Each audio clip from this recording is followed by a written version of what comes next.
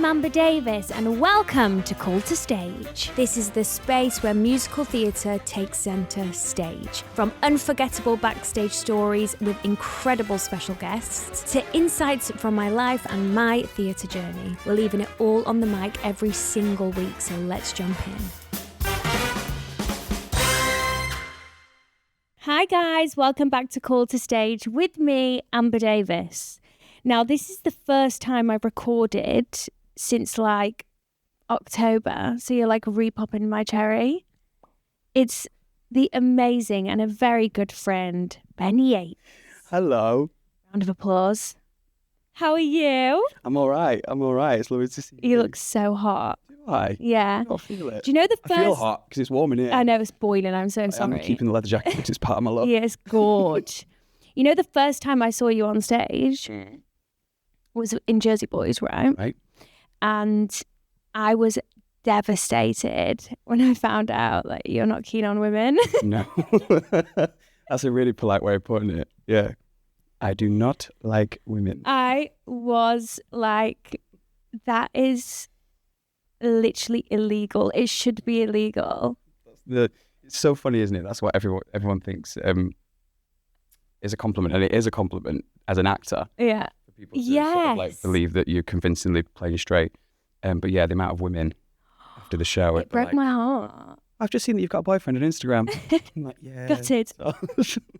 Rating, 1 star.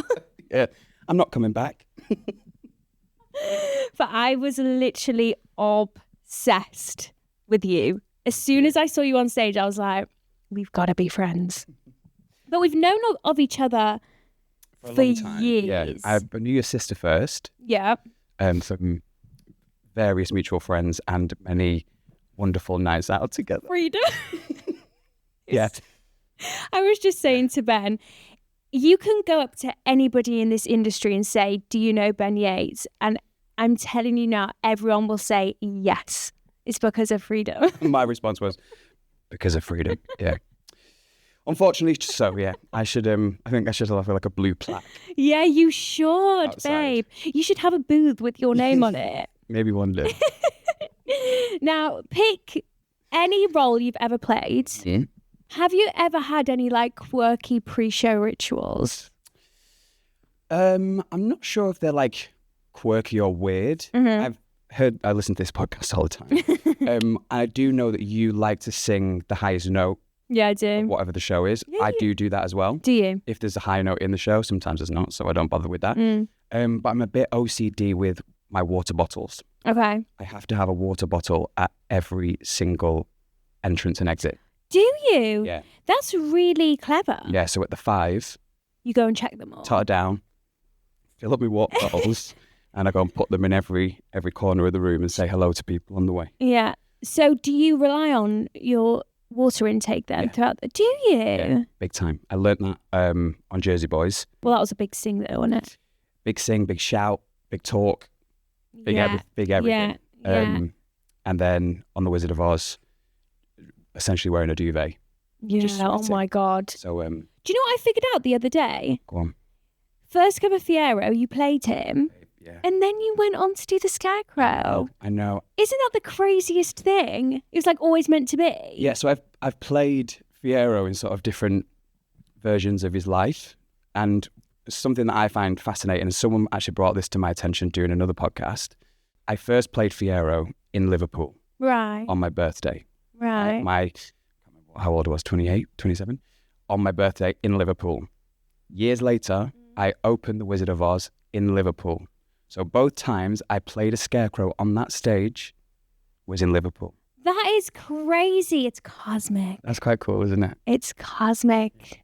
I honestly, I am such a true believer in manifesting things that you have no idea that you're doing it. Yeah, Do you know what I mean? No, I believe that. Do you? Yeah. Are you into stuff like that? Yeah, not my friend actually got me some crystals the other day, and that's the first time I've ever had crystals and anything like that.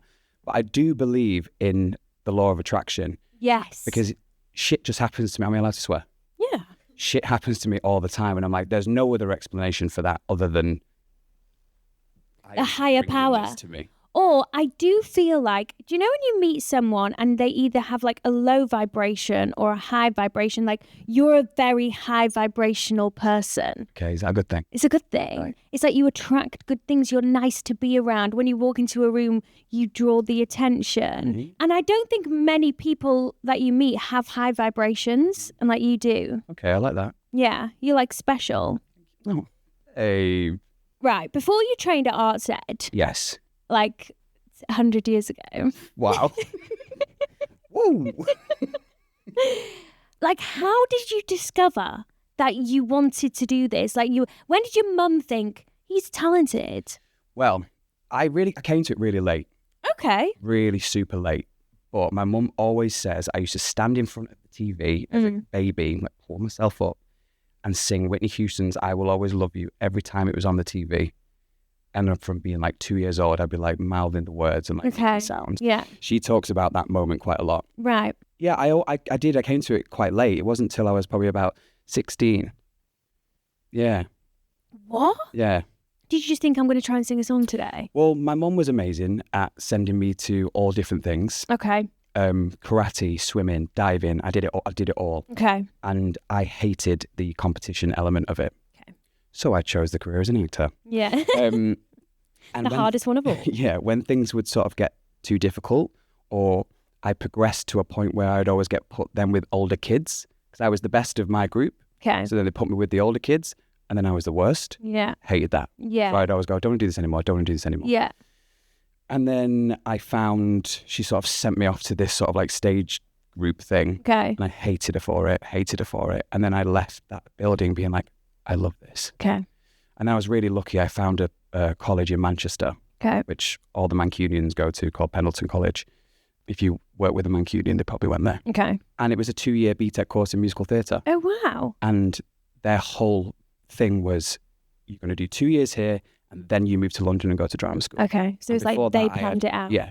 Before that, I had no bloody idea that that was even an option. Yeah. No, I didn't. And Arts Ed came to Pendleton to audition us. Oh, That's how good the college was, okay. that they would bring people in to audition us. And you went to one of the two, well, at that time, Arts Ed was the best, Yeah. wasn't it? Yeah. And did you enjoy your training or? Do you know what? I actually, looking back on it, and I think about this, especially when all the sort of the stuff came out recently about Arts Ed, I actually didn't enjoy my experience there. Did you not? No, and I think it's okay to say that. I think Yeah, a of lot course of it people is. go, I loved it. I had a great time. I actually really didn't. I didn't. And it's not this. I was massively overlooked for a start, Okay. and that doesn't fill you with confidence. No. And you're sort of 16, 17, 18, 19, in London for the first time in this crazy environment. I didn't feel like I was pushed in the right direction to Okay. succeed. Yeah, massively overlooked. And That can happen in colleges. I feel like if you're a favourite, you're pushed to the front, you're pushed in the shows, in Yeah. the summer shows, and then there's people that are left behind. And it's fine to not be the favourite. I just think at that sort of young, vulnerable age, you know, when you're figuring your shit out, to feel that wasn't great. Yeah. I mean, it all worked out in the end. I was absolutely fine. But looking back at that time wasn't my favourite part of my journey. I definitely don't think I learnt the most Yeah. there in that part of my journey either. I love that honesty because it's true. People do come on and a lot of people do have a great experience at drama school, but a lot of people don't. I also didn't get a scholarship. Okay. So my mum, you know, very normal family in Manchester, single parent family. And, you know, she had to sell a car. We had to write thousands of letters to charities to try and make the money to be able to afford to go there. So to go there and not enjoy it and feel a bit sidebarred was a bit like, no. Yeah, money. You know what I mean? Like the Yeah, money. the money. Like she sold a car, man, to make me go to drama school. Crazy. That is Crazy crazy. And look, Ben's a perfect example of, you know, you cannot have the best experience in drama school, not learn the most, and still succeed, you know? So do you think you've learned majority of the craft in Afterwards, jobs? yeah. Every job I've ever done, I've learned something from. Every single job. I think the one that I learned the most on was when I did Cats. And that was your first job, wasn't it? No, it wasn't my first job. My first job was the World Arena tour of Jesus Christ Superstar. You know that's not on your spotlight. Is it not? No, you should message your Quite a big agent. deal. Yeah. That's quite a big one. Yeah, they've missed that out. Yeah, I toured Australia, toured Wow. the UK, and then when it was supposed to go to America, I left to do Cats, and then the tour got pulled. Ooh, thank God for that. Yeah, but I learned to dance on Cats. I mean, yeah, No? yeah. So yeah, I learned that. So hang on, when did you when did you do the world tour? Straight out of college? Yes, left drama school and got this arena tour, which had already been, the DVD Yeah. with Ben Forster and Mel C and Tim Minchin. It was that show with that cast touring the world, and I was 21. Were you a riot? It was bonkers. I always remember. So we did the O2, right? Oh my gosh, Yeah, Ben! I know. We just followed Beyonce as well. Like she was on like 2 nights before, and I was like, they should Beyonce. This is wild. And it was my first show. It was my debut, and I remember Mel C, who is an icon, Yeah. sort of at the warm up, being like, guys, everyone, just so you know, it's Ben's professional debut tonight. No. He's playing this incredible place, and I always remember when the audience stood up at the end, I felt this wind rush. That many people standing up, I felt. I was like, that will stay with me for the rest of my life. Forever. Yeah. Oh my gosh, that's on my bucket list to do an arena. Yeah, it was mega. Obviously, you started in arenas, so then when you went into theatre, you're like, what the fuck is this? Yeah, I was like, Where's the gust of wind? Yeah. Where Does it go further? Does the back open? Is there more at the back? I don't. Yeah. you started so big. I know, babe. Tour buses, hotels. Oh. Do you want to go back and do an arena tour someday? Do you know what? I feel like I would never say never. Yeah. But I do love the connection with an audience. I know. I know that's awful to say. That's so cringe. You're actually a soppy little bastard, aren't you? I really am. I love a tiny little auditorium. Yeah. Yeah. And you can like feel Yeah. every 100%. emotion, can't Because you? I vibe off an audience, and we bumped into each other in New York a couple of weeks ago. And I remember I'd seen Sunset Boulevard here in London, and it was the best thing I've ever seen. Mm-hmm. And then I saw it on Broadway, and I didn't think Nicole's performance could get any better. And she upped the ante by 10,000. Did she? Yes. And I think it's because of the audience's response. Yeah. I say, if you're an audience member, if you are with us and you're giving us the appreciation and you're clapping along and you're cheering at the appropriate times, I promise you will get a better performance from me. Because I am picking up on your energy. Yeah. If you sit there and it looks like you don't want to be there, I think you don't want to be there. And I'm tired, man. Yeah. You know? Whereas Yeah. if you give me a little something, I'll give you. I promise you I will give you my best performance. Yeah. I'm a lot Maybe like that's that. selfish, I don't know, because they paid a ticket, they could do whatever they want. But if you want a good show, Give us the energy. give us a little something, and I promise you will get a good show. Yeah. Yeah. It's like, that's why like on a weekend it's buzzing. Like Thursday, Friday, Saturday. Yeah, 'cause the you audience- know, the the audiences audience are up for are it. loving it. Yeah. And then you go to a Sunday matinee and you're like dragging your heels. Yes, So you did Cats with Nicole Scherzinger. I did, yeah. So I was on the European tour of the show. Yeah. I did a year of that and was officially broken. Okay. I broke my foot. I lost teeth. What? Yeah, it was You a whole lost a thing. tooth recently. Yeah, I did. I'm always losing teeth. What's going on? You lost a tooth in Panto. Yeah, I did. I had to fight with a giant. You should see the other guy. And he sent me and Ben this picture. And I was like, please don't tell me that's your actual tooth. Yeah, so I was like, please tell me you got a dentist. Did you go to her? No, they sorted me out with a really good one. Oh, I okay. mean, it's still not completely done yet, but we'll see. Yeah. So, yeah, I was doing the European tour and I was Yeah. so ready to be finished. I was so done. Yeah. Because it's the hardest show in the world. Cats, The best yeah, show in the world, physically. but so hard. And we were ready to be done. And I was Mungo Jerry and Dawn Williams was Rumpel Teaser. And then they came in, the producers, and they told us the show was going to the London Palladium with Nicole Scherzinger. And you're all coming with it if you want to. And I remember looking back and going, fuck. Being like, right, we've got to do this. How can you say no to that? No, you can't. But my body was like, wow, you're an idiot. Yeah.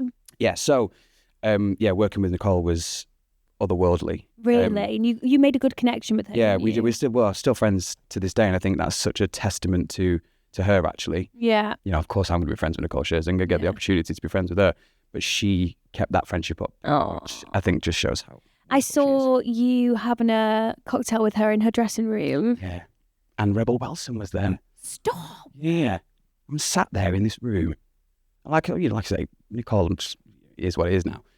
But Rebel Wilson was there. And I was like, this is bonkers. You're so cool though. Like I bet you just. Well, I stupidly was trying to be too cool because then afterwards I was like, why didn't I get a picture with her? Yeah. Nicole got one. Did she? She wasn't cool. Tom didn't. Tom got one. He wasn't cool. But Tom Evans. Francis. And I'm just sat there like that. Drinking your Cosmopolitan. Yeah. What I would love to know, has anyone seen Nicole shake a cocktail shaker in her dressing room? What cocktail does she drink? Well, that cocktail wasn't for her. She's like a whiskey neat gal. Hardcore. Just pure whiskey. Yeah, loves or like a straight vodka or something like that. No, like nothing, no mixers, nothing. Just that's why she's so fit. Yeah. I'm just like, give me that. Give me that full fat Coke and that vodka. Yeah. I'd put some syrup in it as well. If what drink are you? I like a tequila, soda water, and apple juice. Hydrating. Yeah. Gets you mashed. Are you the type of person that can drink the night before a show? No. No. No, my voice really suffers after alcohol.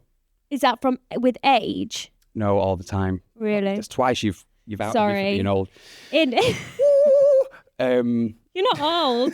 I'm just saying, when I was 21, you could do anything. I could party hard. Now, yeah, no, it drives me out, and I've not found my drink of choice yet that can make me sing. Yeah, like Natalie Paris can drink until 5 a.m. Yeah, and go out. You know do you ever work with Joe McKeldry? Have you ever met him? No. My God, that boy can drink, and my God, that boy can sing. Really? Yeah, it never affects him. I'm not that guy. You're not. No.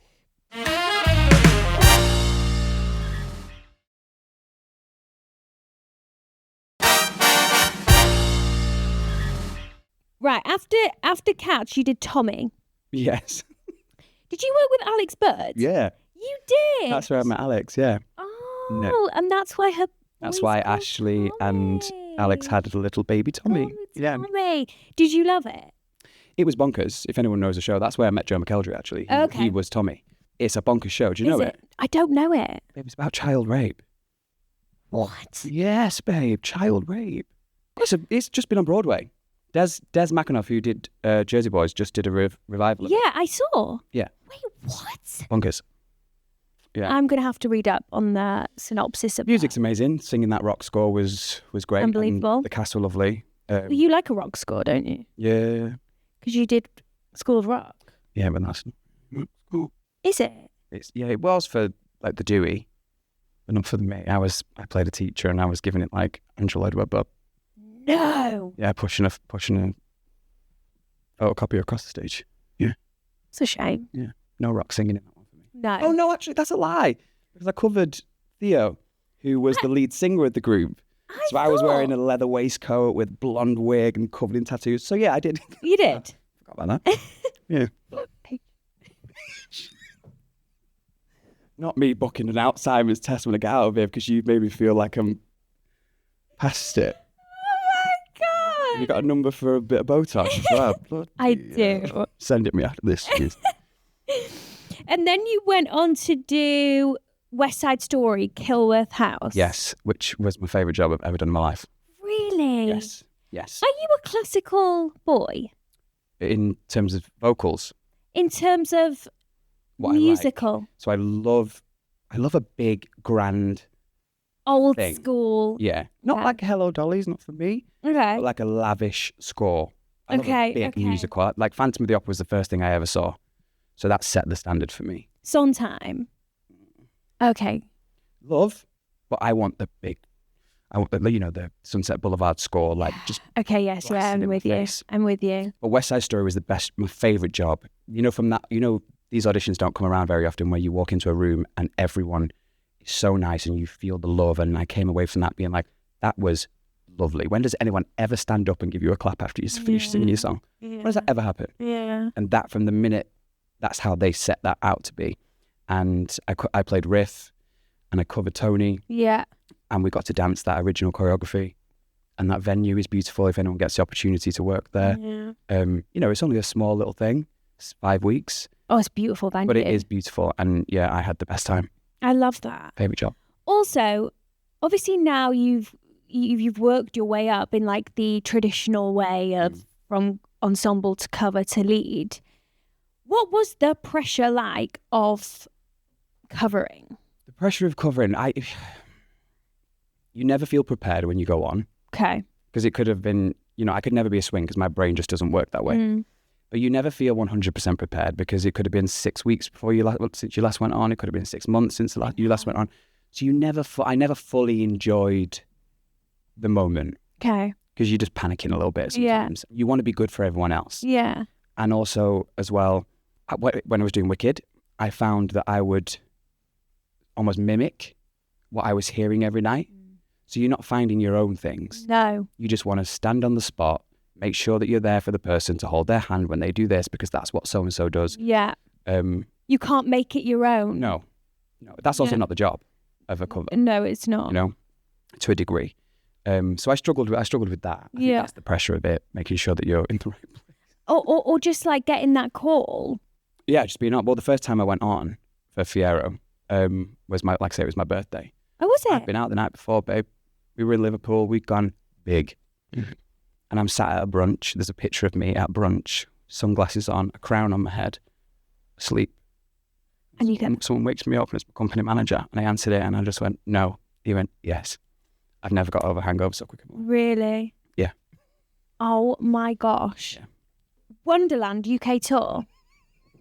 Do you not want me to talk about that? You can talk about it. I'm laughing. You can talk about it. It's just the one, it's like Voldemort, isn't it? Oh, have you got one? Yeah.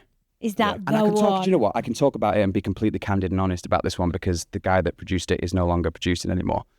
When I got Wonderland, I thought it was going to be the next Wicked. Okay. That score, I don't know if you've listened to it, Frank Wildhorn, Jason Howland, some of the best music. You need to sing a few songs from that. Okay, I'll have a listen. And I was like, this is going to be huge. Bloody hell. Then we started the show. The cast are amazing. Kerry Ellis, Natalie McQueen, incredible people, incredible team cast. And it just went downhill very, very quickly. The tour got pulled early because the producer hadn't been paying the sound company Orbital. So they repossessed everything. We finished the show in Milton Keynes. As we were leaving, they were there to repossess all the equipment. He was paying, maybe this is too much tea, but I actually don't care.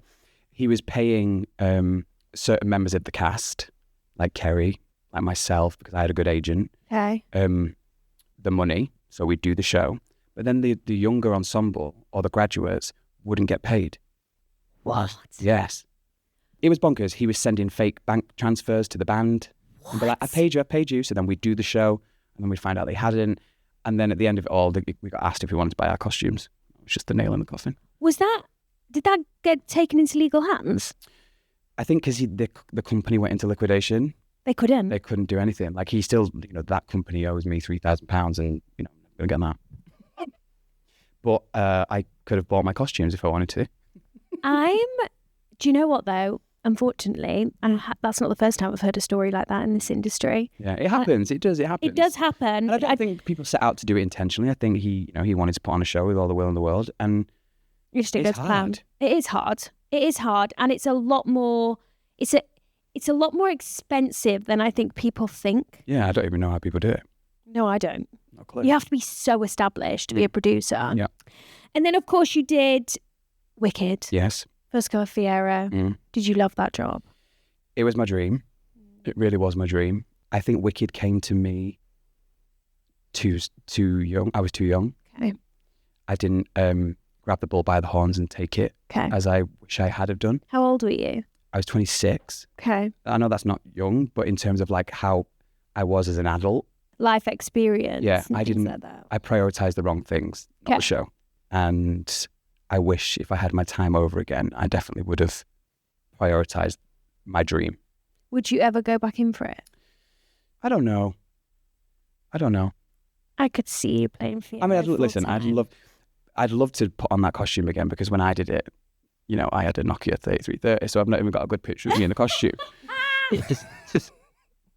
So it'd be nice to put on the costume again and get a nice picture. And I've also grown up a bit since then. You have. Laid out a bit more. I have high hopes for that. Okay. I can see, like, you can sing the shit out of it, and I can just see you.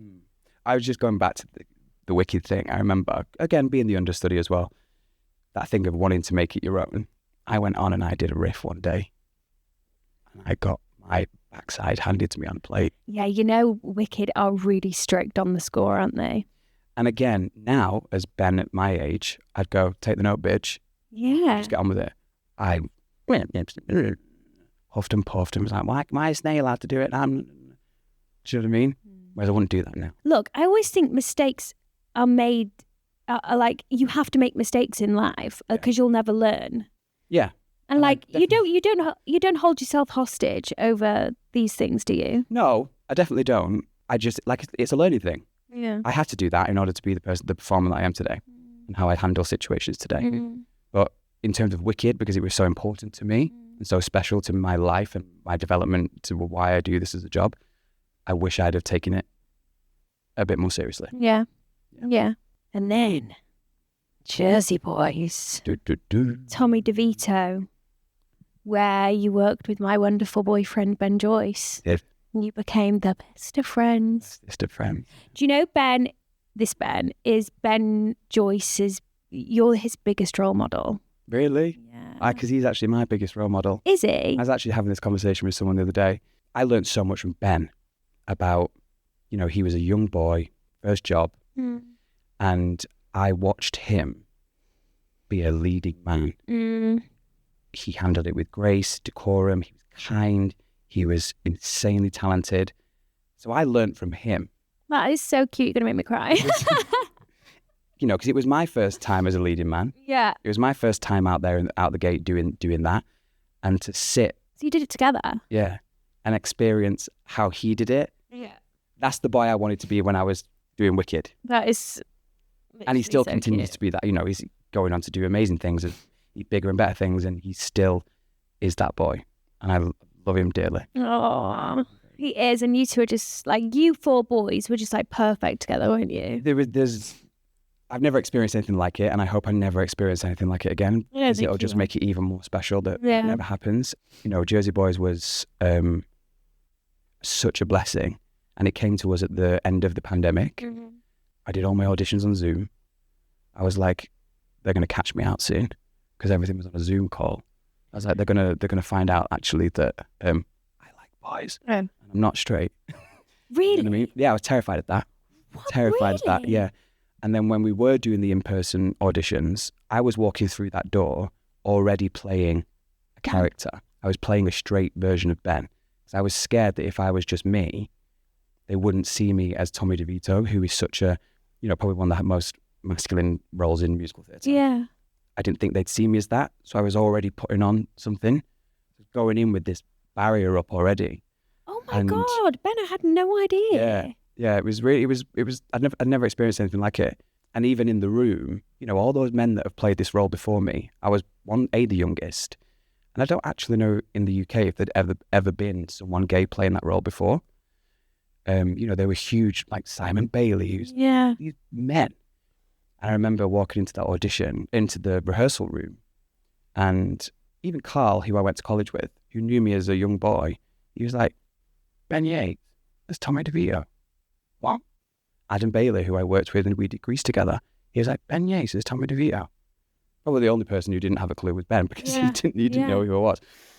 But yeah, I felt that pressure and it terrified me. I had such imposter syndrome. I was like, they're going to catch me out soon. Oh my God, Ben, you were phenomenal. Thank you. Like, I know I was there to watch Ben Joyce and he was playing Frankie, but like, I was blown away by you.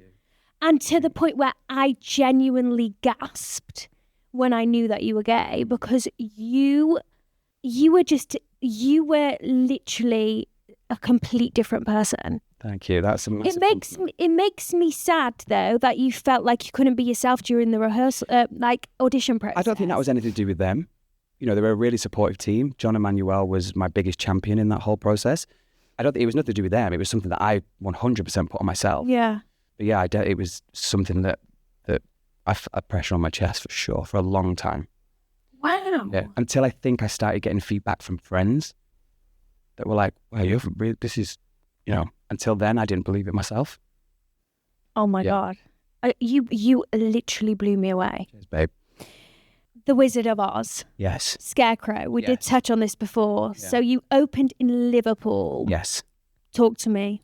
The hardest show I've ever done in terms of like physically. Oh, really? I know I said Cats was hard, but I was also 22.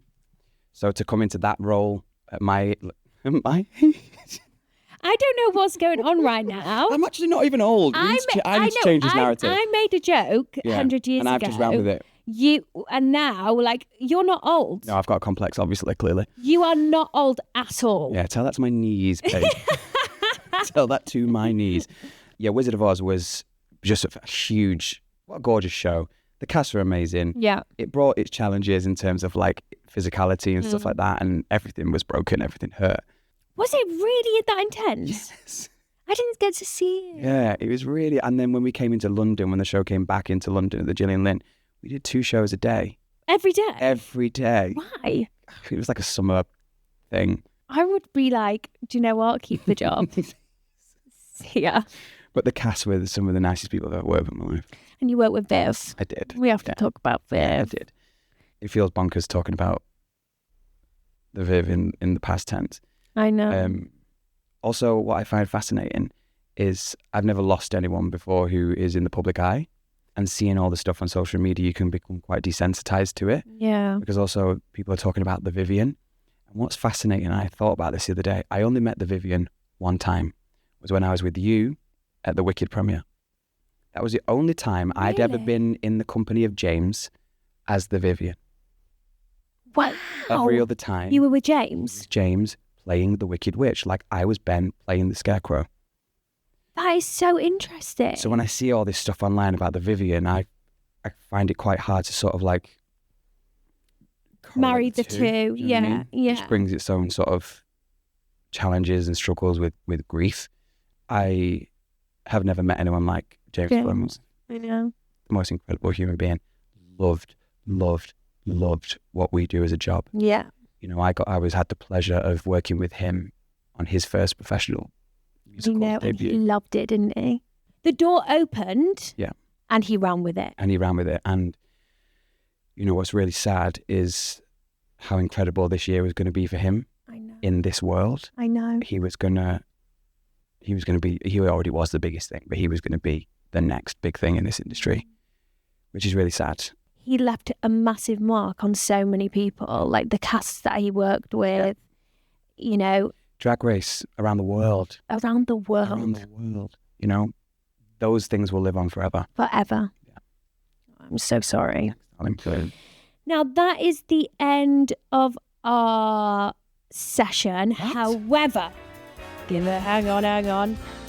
Sign up to the Call to Stage Patreon to hear some extra exclusive hot tea from the incredible Ben Yates. And there's BTS. Thank you. Bye.